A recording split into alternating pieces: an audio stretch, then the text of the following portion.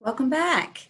I hope everybody enjoyed an engaging first round of concurrent sessions this morning. I could not be more excited for the STEM equity panel. You guys are just going to be blown away by the discussion we're going to be having today. We're going to engage in discussion on some of the latest research on STEM, 21st century skill development, and its connection to workforce. Our discussion will address the equity gap and how after-school programs across the country are expanding access to STEM learning opportunities. We'll also discuss the role of family and community supports in encouraging students to pursue some STEM interests. Now I have the pleasure of introducing Karen Peterson, our moderator for today's panel. Karen is the Chief Executive Officer for the National Girls Collaborative Project. She has over 25 years of experience in education as a teacher, university instructor, teacher educator, and a program administrator and a researcher. Currently, Karen is the principal investigator for the National Girls Collaborative Project, which was designed by Karen.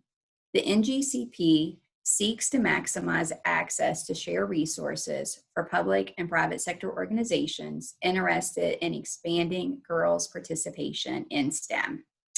Today, there are over 33 collaboratives serving 41 states. As we progress through the session, I just want to remind everybody to be sure to add your questions in the Q&A chat box.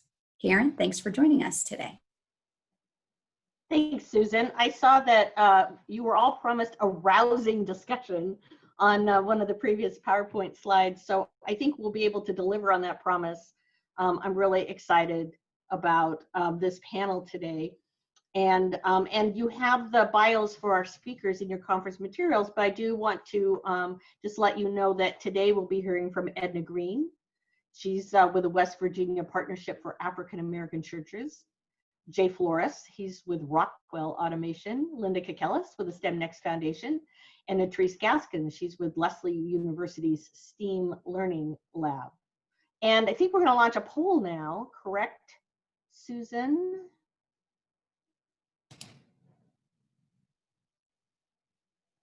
Yeah, I think so. We're going to have our first poll. You can go ahead and read the question there, Karen, and they'll get it posted up for us.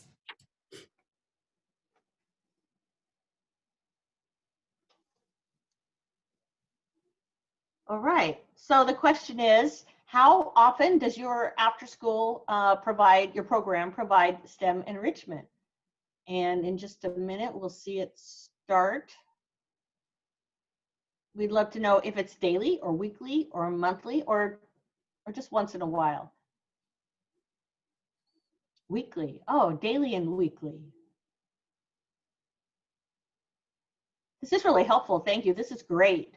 It looks like, wow, almost like 96% of you are providing STEM enrichment either daily or weekly. And then I see in the chat, there are many dailies as well. That's really helpful information for us as we move through our discussion. Thank you so much. All right, so to launch I think we can take that poll down now. Great, thanks.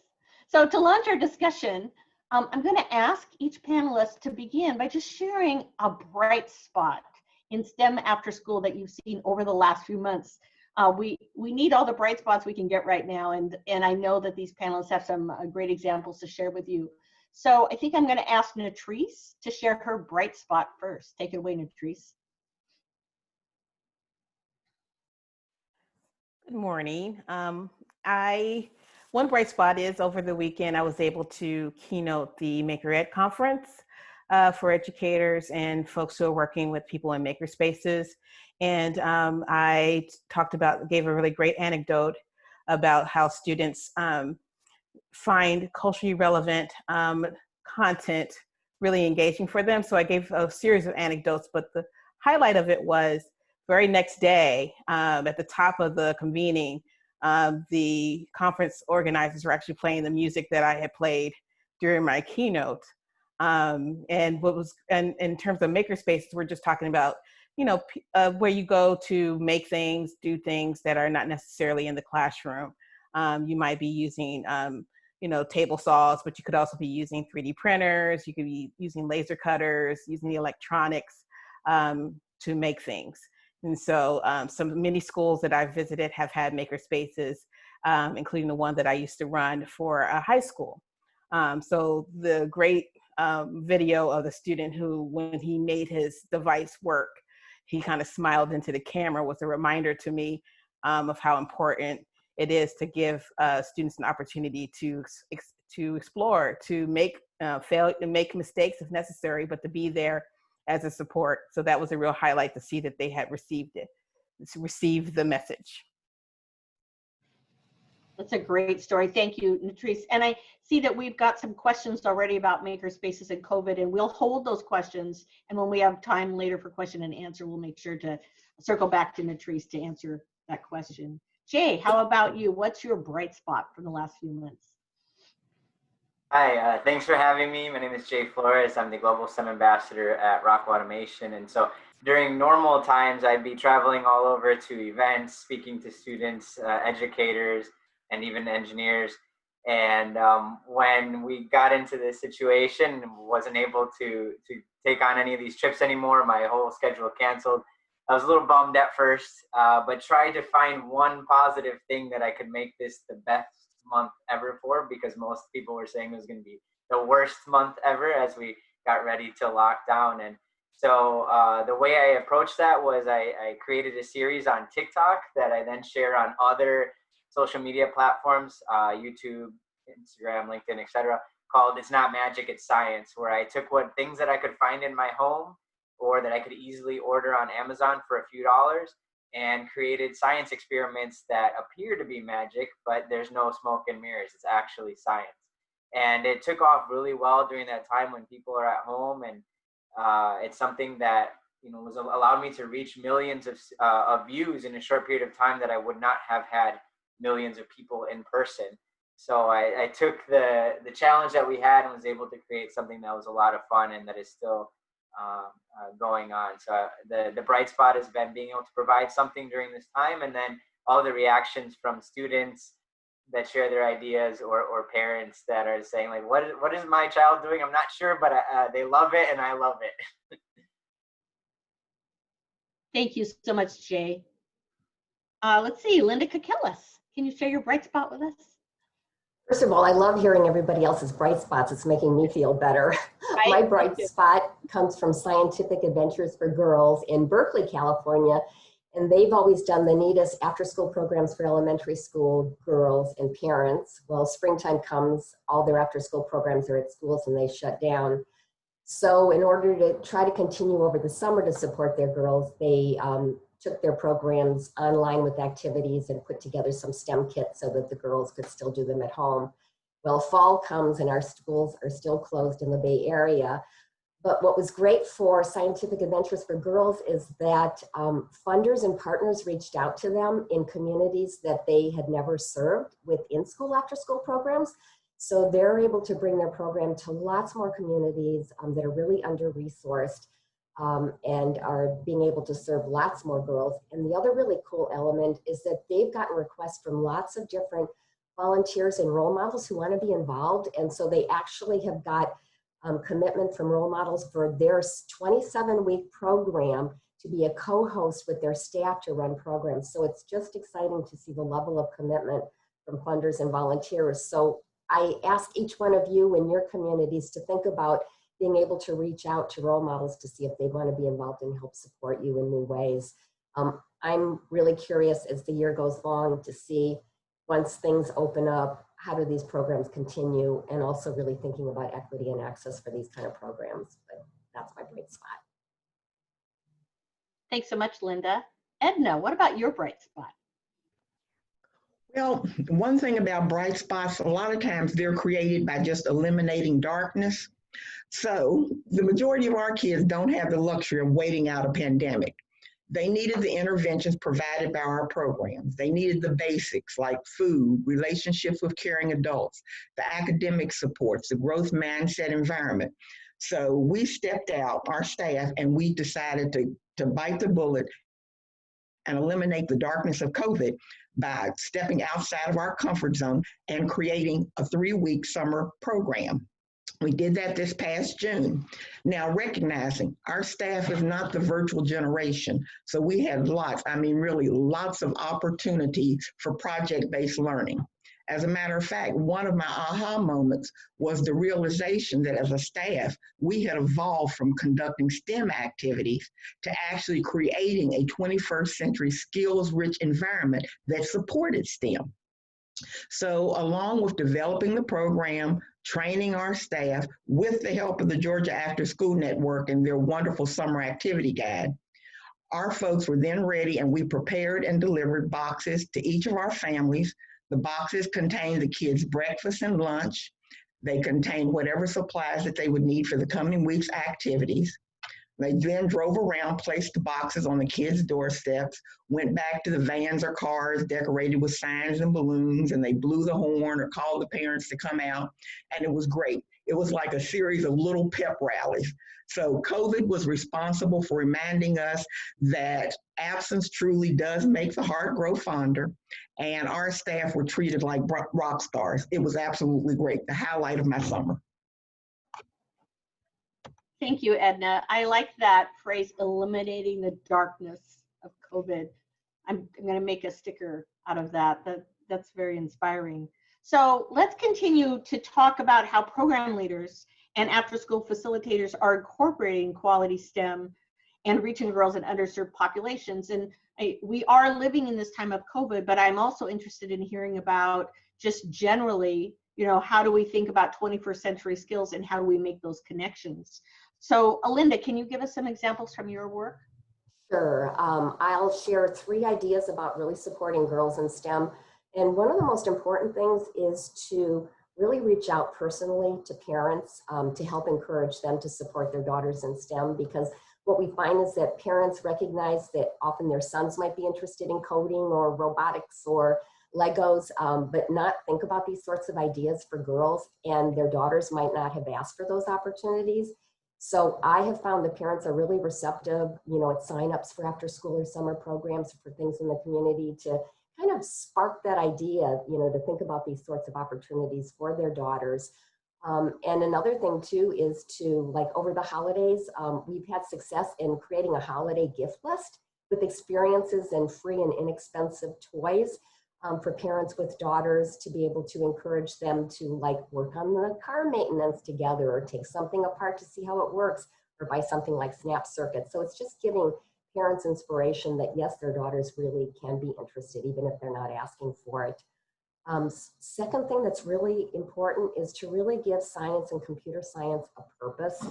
Girls talk about wanting to make the world a better place and don't always see that connection between STEM and their interest in social purpose and social justice. So I think for us to be able to develop programs and message them that way and allow them to work on projects that they can put what they're interested into. So for example, Technovation Challenge gives girls a chance to build apps, and the girls choose what they want to work on. So they do things like bullying or addressing loneliness or, how to improve the water quality in their neighborhood. So they're really interested in what they're doing.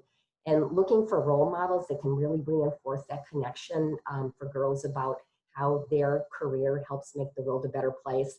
And it's important for parents to hear this, because sometimes I'll hear from parents that, they'll say like, oh, I don't think engineering is really the right place for my daughter to be. She's so interested in people and she's so social. And yet I'll see their daughter being really interested in engineering and building. So helping parents see role models in that connection to making the world a better place.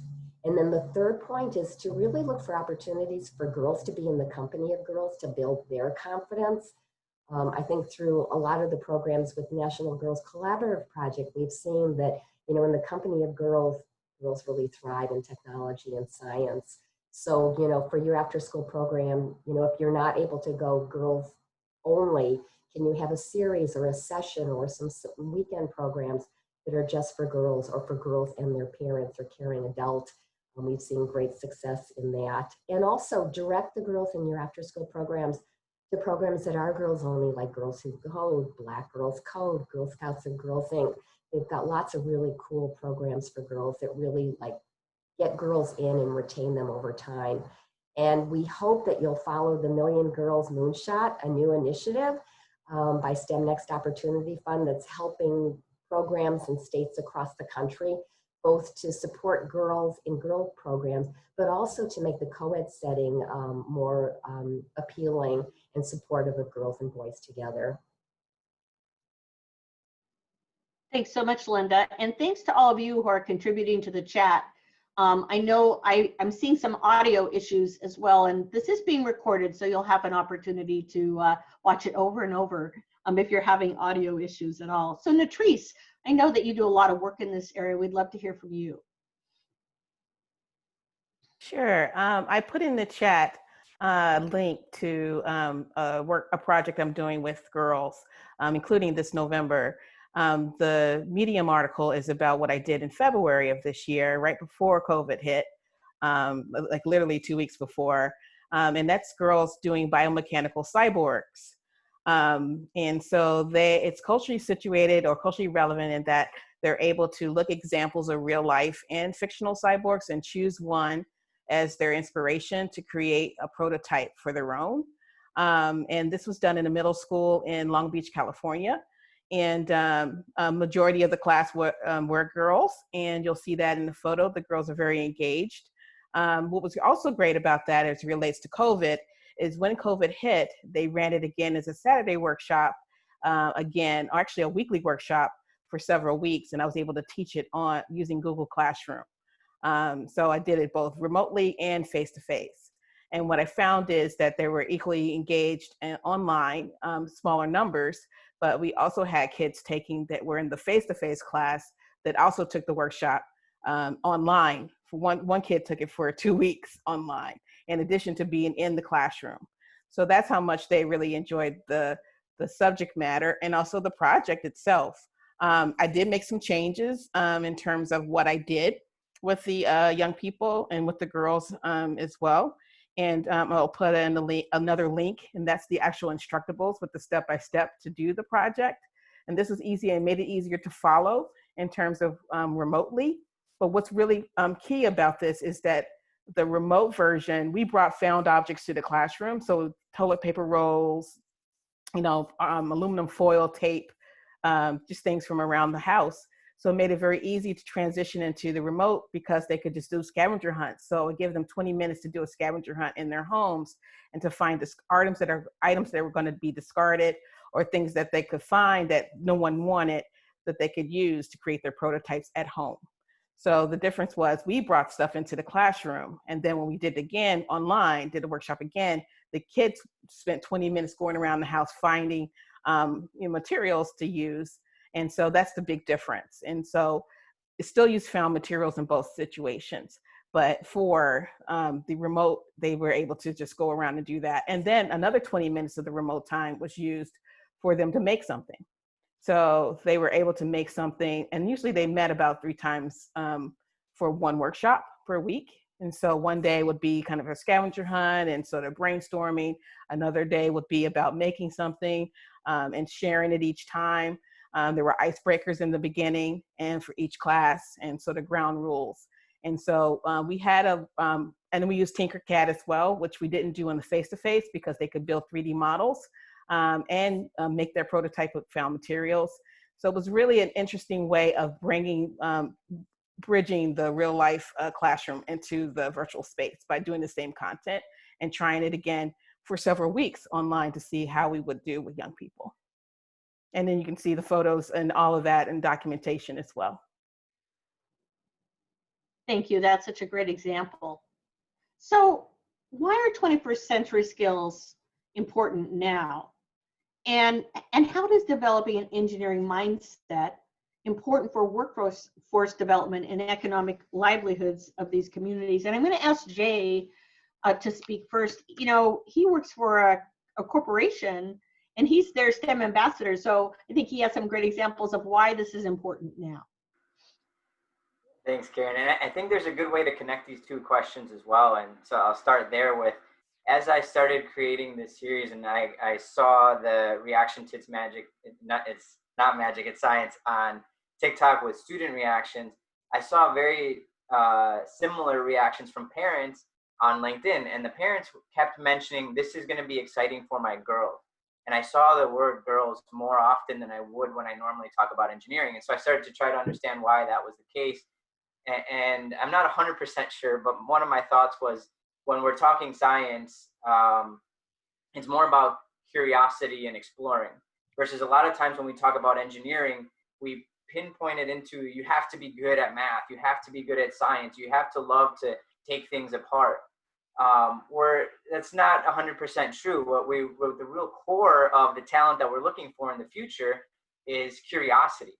So if we speak about these areas in terms of, are you curious versus do you love math and science, or do you love taking apart cars, we open it up to many more people. And I think that's what's key now on your part of the question, Karen, where why is these skill sets so important for the future? Because they're becoming a part of every single part of our life. No matter what industry you go into later on, it's going to be very important for our young people to be STEM literate. I feel like they're very good at being STEM consumers, technology consumers. Young people are connecting to technology at younger and younger ages. I have a friend whose child's first word was Alexa, because he had heard that so many times in the house, and mine just beeped right now, actually. And so they're so connected to it. It's unbelievable how connected students are to technology now, but we need to make sure that they're also aware of the opportunities to become creators in this space. And that not only can they play around with an iPhone or apps, but that they can create them. And if they decide to go into computer science or mechanical or industrial engineering, that's wonderful. But regardless of what career path they want to take forward, it's going to be more and more connected to their job, just as it is becoming more and more connected to our lives. So I think some level of those skills for all students is very important. And if we start by branding it with curiosity and things that are much more inclusive, we're going to do a much better job of being able to capture those skill sets at the level we need for all students. Thanks so much, Jay. And Edna, I know you have a community perspective that you could provide in this discussion, please. Okay. Well, COVID sort of jump-started this virtual world for us. It wasn't that we were ready for it, but it happened. Necessity is the mother of invention. So with COVID, everyone started asking questions. The educators, the administrators, students, parents, after-school staff. What systems are out there? How are we going to navigate these systems? What role am I going to play in navigating this system? COVID forced us out of our comfort zones, and everybody started looking for other ways of doing things, other ways to help our children. So all of a sudden, parents and grandparents are being forced to develop a level of computer literacy just to help their children navigate the world of virtual education. Our school-day staff and our community-based after-school programs are collaborating and re-examining their roles in providing services to families. Our world has been shaken, and people on every rung of the ladder, from workforce development to how am I going to take care of my family without exposing them to COVID. So now we're developing and using the 21st century skills for just simple survival. Some of us are kicking and screaming, others are embracing it and capitalizing on the opportunities. But this new virtual world has created different skill sets, and based on the trainings we've all had to become proficient at supporting our families and acquiring the skills is going to be imperative to our communities. So this really gives our after-school programs and other programs in our communities the opportunity to capitalize and continue fine-tuning and honing these skills until these skills are connected with the workforce. And I think that that's going to be the difference between a community thriving or surviving. So Edna brought up this important strategy around family engagement. And I know, Linda, you've been listening and learning about family engagement from programs across the country for the STEM Next Opportunity Fund. So what are a few of your major takeaways about family engagement and broadening participation in STEM? I think the first thing I've really heard from programs across the country is the importance of beginning by listening to what families in your community want and need to understand, what's top of mind for what they want and how they want it, and to create programs with them instead of thinking of creating programs and resources for them. And also to understand from them what are barriers to the programs we're thinking about and what are ways to work around them, and not assume that we know what they are. Because I know once we offered a summer programs for families in our community, and you mentioned transportation was an issue, and so we came up with the solution, which was a shuttle system to get kids to our program. And at the end of the program, we found out a lot of parents didn't use it because they didn't trust it. So just recognizing that we don't necessarily have the answers. I think also really recognizing when it comes to STEM, a lot of parents don't have confidence and are really afraid of the subject matter, and feel that they're not able to help support their child in science or technology because they didn't go to college. And I've heard from some parents saying like, oh, I feel so bad, I can't support my child. And yet I realize that, that parent is getting their child to our after school and our summer programs each and every week. So one is helping parents realize the things that they're already doing and affirming those, and then giving them some helpful ideas for additional things that make a difference. And it's not something that's advanced or technical. The factors that show making an impact is like listening to a child or asking them questions, and some after school and summer programs that come up with really great ways of doing that, and really making family engagement all the time and at home is sending home through text or email or through the child a question that the parent can ask the child about what they were doing in a program. Having kids create a digital postcard, which a summer program did, where the kids talked about what they loved that they were doing in the program and what they wanted to know more about, which helped the parents realize like, oh, this is something I can follow up on by, watching something on TV or going to the library or something together. And also having kids show and tell parents or teach them something like Power My Learning does.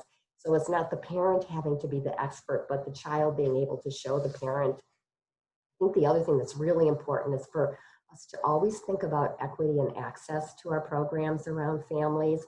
When we send out applications or make programs available, how accessible are they to the families in greatest need?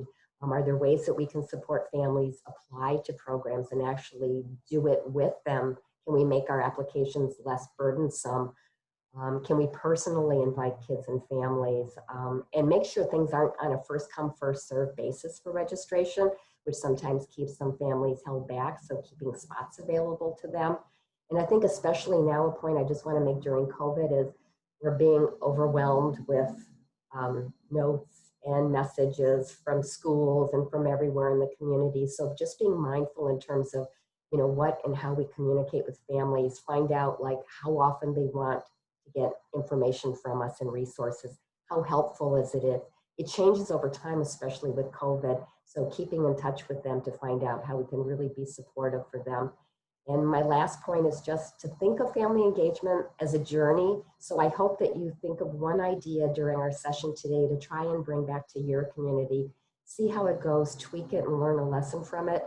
I would love to be a thought partner to you on your journey in family engagement. So, whenever you want, follow up with me and with STEM Next. We'd love to be able to help support you along your way.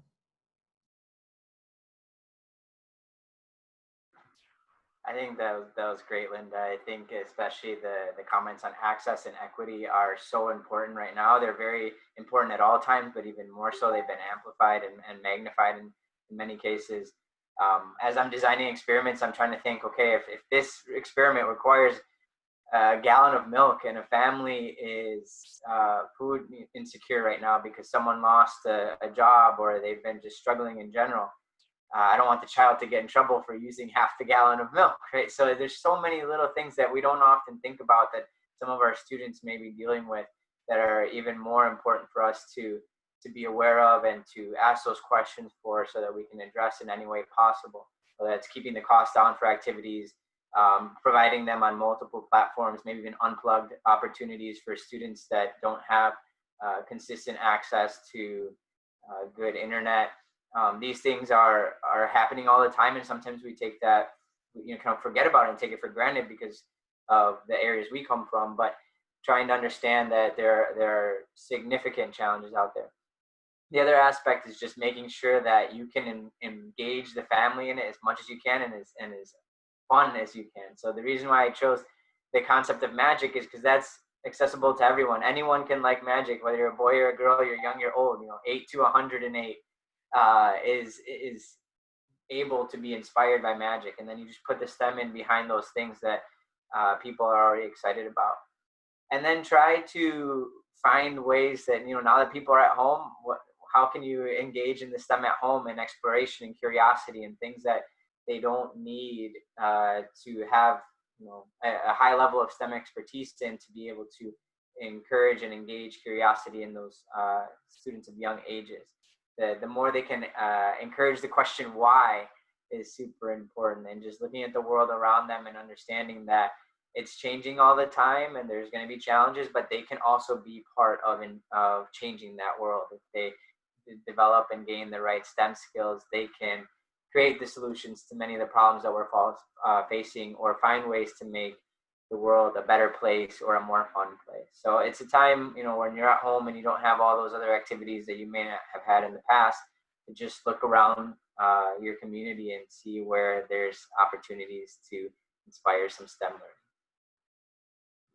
learning.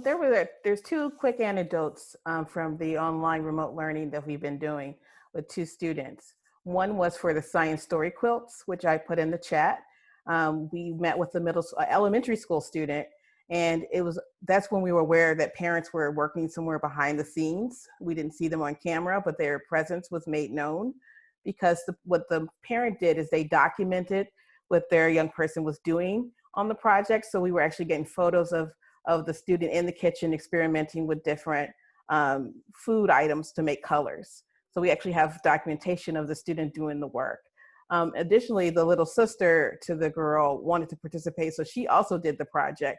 When the student came in at the end of the week, she shared both the story quilt from herself and from her sister. So we got the family involved, even though that wasn't initially what we intended. It was just for the one student, but everybody in the house tended to be making science story quilts or somehow involved in the process. For the biomechanical cyborg, we had a student who never turned his camera on. He was very quiet, he never really got on his mic, but when it's time to share his work, he turned on his camera and held up this most amazing structure he had made, this prototype that he had made. And we knew that there was some talent and there's something, he was really interested in engineering, and he had the mindset. So much so that the parents saw it and then emailed the coordinator and said, okay, we now see that our student loves engineering. Where can we find some more engineering resources so that we can sort of nurture that in our son? So being able to see that moment of turning on the camera for the first time and you seeing something amazing was really something that the moderator was excited, I was excited, and the parents were excited, and we're able to communicate. We actually see a pathway for a young person. Can we get some more resources? So that was really helpful in the process of being able to figure out remotely how we can engage families. Being a community-based organization, we have the blessing of being the community. So it's not a matter of us trying to engage the community, because our program is already the community. It's us working together to tap into the resources that currently exist. We've had girls who code groups that were actually clubs out of the individual churches that were in our areas.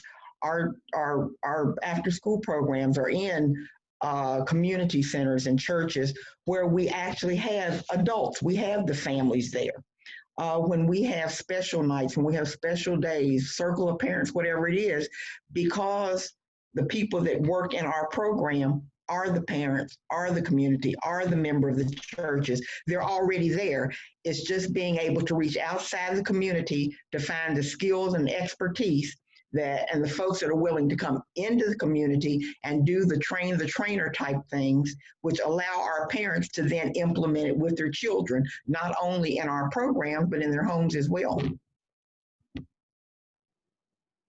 And you're really speaking to the power of partnerships, right? And I'm sure there are we are the community. I'm sure there are other organizations similar to yours that folks can reach out to in their own states or their own communities, right? Exactly. Such great advice.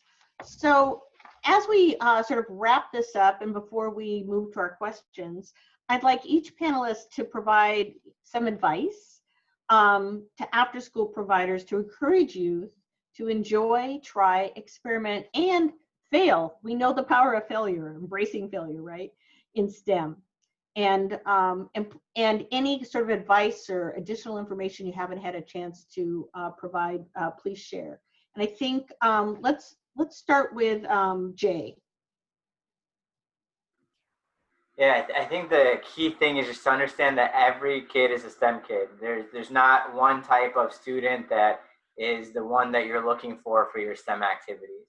It's really about finding that curiosity. And I did this with my little 3-year-old cousin this weekend. We had an hour of 100% attention from a 3-year-old on experiments. And then she went home and she wanted to wear her experiment shirt. And she threw a temper tantrum because she didn't want to shower. She wanted to do experiments instead of shower. And so just to show that at these young ages, all young people are curious. I feel that all kids are born engineers and everything's an experiment to them. It's the labels that we put on things. It's the opportunities that we steer certain students into and away from that takes them away from that. And so let's just make sure that we're engaging and nurturing that natural curiosity and provide as many fun opportunities for them to succeed in those spaces. And as Karen mentioned, success doesn't mean that you got the experiment right. I've gotten so many more experiments wrong than I've gotten right, and those usually get more views because they're funnier or my facial expressions are great. And so just helping young people become comfortable with the idea that experimenting is a process, and there's going to be bumps along the road that can sometimes be sad, sometimes can be funny, sometimes can be frustrating, but either way, they're leading you down the path of innovation. When you're trying to change the world using STEM, you're trying to create things that no one's ever done before. So it's all part of the process, and you just got to learn to enjoy it and kind of roll with it. That whole notion about feeling comfortable making a mistake and having the confidence to do that and not feeling bad after you've done it is something that's really important to build that muscle in kids. And TechBridge Girls did something really interesting to really make that happen. They created a poster in their after school and summer programs with glorious goofs. And so when staff and the students would make a mistake along the way or something didn't come out as planned, they would post it on the glorious goof sheet and be able to kind of celebrate, you know, that this was part of a process and that they learned something from it and kind of took away the stigma and the bad feelings about it and also gave them a break from that moment of failure. Staff also really celebrated it by showing examples in their own work. So if they made models or prototypes before a particular activity, they would bring it to class, and it wasn't showing the perfect finished product, but it was really showing something in process which had mistakes along the way, and they talked about those sorts of problems and challenges. Role models also really reinforce that notion about making mistakes and challenges along the way. So they would, you know, talk about things like struggling with a class in middle school, and what they did to work around it by forming a study group, or in college failing a class and then retaking it, or, you know, having a learning disability and learning to get resources for it. Because I think kids often see like the role models up on this pedestal who seem like so perfect and so smart, and just helping them recognize that we're all challenged and it's all like learning in process and being comfortable with that. I'm putting a link, actually I put it to panelists, let me put it to everyone, on this concept of creative failure. One thing as an artist, I always am used to the process. You're exploring materials, and oftentimes you may use materials that may not work well together. Creative failure comes when you are making mistakes, but they're mistakes towards the goal. So you're problem solving, okay, this material doesn't work, let me try this other material. This surface doesn't work, let me try to do something to the surface or pick a different surface. These are things that happen just naturally, normally in art studios. Where people are making mistakes, but then they're also not giving up, and they're also using those mistakes to learn. And I think that mindset, so to speak, is, or some people call it a maker mindset, but it's an artist mindset as well.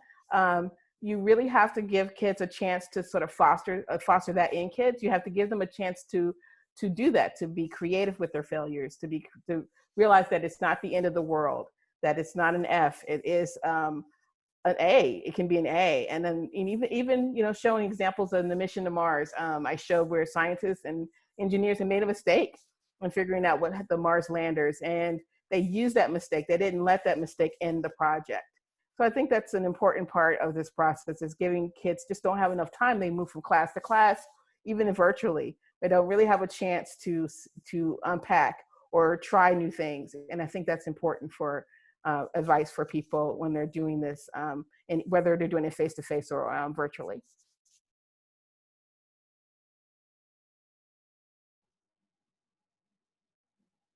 Thanks, Latrice. And Edna, any advice you'd like to provide along with the great advice you've already provided? Well, I want to piggyback on top of what Latrice said. As a practitioner, we're serving a population of kids. Many of them are academically challenged.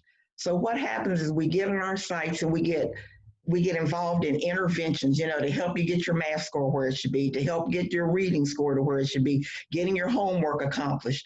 And we create another school environment instead of creating an environment that stimulates curiosity, that affords them the time to be involved in STEM activities, to really hone in and practice their 21st century skills. So we just get bogged down. And I think the thing that we have to do is, number one, advocate for our kids. When we introduce our programs to the school systems that are in our area and they find out what we're doing, we've been able to advocate with different schools, and they've told us, okay, no, it's not important. They don't have to do the homework because what you're doing is more important. So kids actually get a pass on doing some of the homework because they're participating in STEM enrichment activities or other activities that our program offers. But if we just continue to chase the numbers, the academic numbers, our kids are never going to have the opportunity to really grasp the 21st century skills. They're never going to be able to be curious because we're constantly on that clock trying to get this accomplished and trying to get that accomplished and trying to get you to this level and trying to get you to that level. So we have to, I don't know, we just have to make them, not make them, but we have to continue to create an environment where they can be curious, where it's okay to be curious, where we have time to be curious, where STEM is not something that we do on Tuesdays and Thursdays, but it's the environment that we live in, and that doing homework can be activities in collaboration, that it involves critical thinking, that we're examining systems, and we're pointing out what we're doing so that when they go into other activities, they're able to say, yeah, I have been practicing STEM. I have been doing this skill. I am good at this.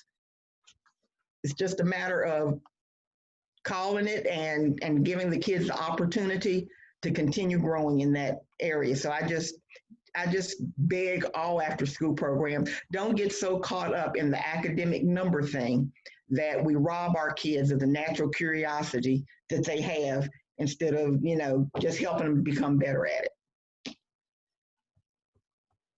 That's all. That's great. That's inspiring. It looks like we've gone through most of our questions. I don't know if any of our panelists want to ask a question of anyone else, or if you have any closing thoughts. I know we're just about at time, Susan. I'm really excited about how the timing worked out. There was a question about engaging Black students. Yes, would you like to answer that? Just briefly. Great. One of the things you have to sort of also do as educators is be in sort of the mindset to make connections. So, oftentimes I'll watch something like Black Panther and notice that Shuri is a scientist, that she's an engineer, that she has a lab, and make that connection for students to say, how many people have Shuris in your school?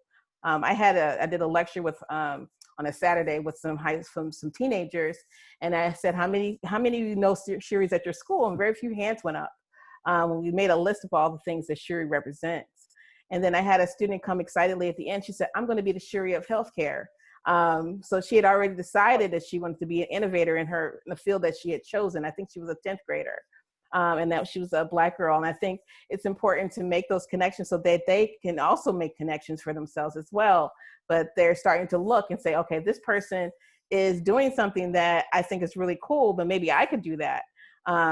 And really believe that they can do that. So examples both in real life and also in fictional comic books, movies, things that Hidden Figures is a perfect example, where they can start seeing representation of themselves in the STEM careers is really important.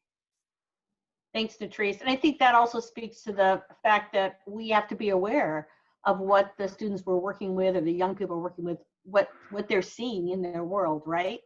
Sometimes I call that, staying connected to pop culture, but it's important to stay connected and to be able, you can't make those connections if you're not aware of them, right? All right, any other questions or comments? I'll add there. I think it's such an important topic, and no matter what group you're trying to reach, to understand what they're celebrating and understand where, meet them where they're at. So that's one of the reasons why I created a TikTok, because that's where all the attention was. So I needed to bring STEM to where that attention was. It wasn't because I enjoyed the app. It's just that's where it was going to be most successful. And just being able to provide students with those opportunities where they're at. So one other project I'm working on with FIRST, a robotics organization that does FIRST LEGO League, FIRST Robotics Competition, is called Changing the Game. And we're highlighting athletes and role models and superstars in different sports, from American Ninja Warrior to IndyCar racing to basketball, NFL. And what we're doing there is providing them access to these role models, but then showing them the STEM behind all of these sports. Not just talking about why they love their sport, but how science, technology, engineering, math help either make them a better athlete, have helped the sport evolve over time, or it can help provide these students with a career in this space that they're passionate about, but we keep telling them, no, you should be a computer scientist instead of LeBron James, when that child wants to be LeBron James. So instead we should say, hey, did you know how STEM helped LeBron James be a better player? And then maybe we have hope for that student to continue to be inspired in that space, because we're meeting them in the area that they care about on the platforms that they're on, instead of continuing to say we need more engineers because you're going to make good money and because it's important, right? It's not going to convince someone that has no STEM background or has no STEM role models in their community. You're going to lose them, right? So it's just about finding a diverse range of examples and role models and opportunities where we can then insert that STEM background and draw the connections for the students. Thanks, Jay. I think that's a great way to wrap up this panel. I see lots of great resources in the chat. I hope you'll take advantage of those resources. I want to thank all of our panelists. It's been amazing. This has been a great conversation with all of you. I know, Natrice, you have a book coming out, and I think you should put that in the chat too, please. I don't think you said much about that. So thanks. I did put a link. Did you put a link in there and I missed it? There was a maker ad. I'll put it again. Put it again. So thank you all so much. It's been great talking with all of our panelists today and all of you who are taking the time to participate. And I hope you have a great rest of your conference. I'll turn it back over to you, Susan. Oh my gosh, that was such an inspiring conversation. Thank you so much to all of our panelists and to you, Karen, for moderating that session. As we wrap up the plenary, I want to invite our audience to the virtual lounge today at 1 p.m. The lounge is going to be a really fun opportunity to learn more about after-school programs across our states. There are several objects and stickers in the lounge for you to click on, and there'll be pop-ups for more revealing information and to help you learn more about the after-school programs. We hope that you're going to take some time this afternoon to visit the lounge. And also don't forget to stop by the exhibit hall. And we will be back together at 9 a.m. Eastern Time tomorrow morning with another round of concurrent sessions. We hope to see all of you then. Thank you.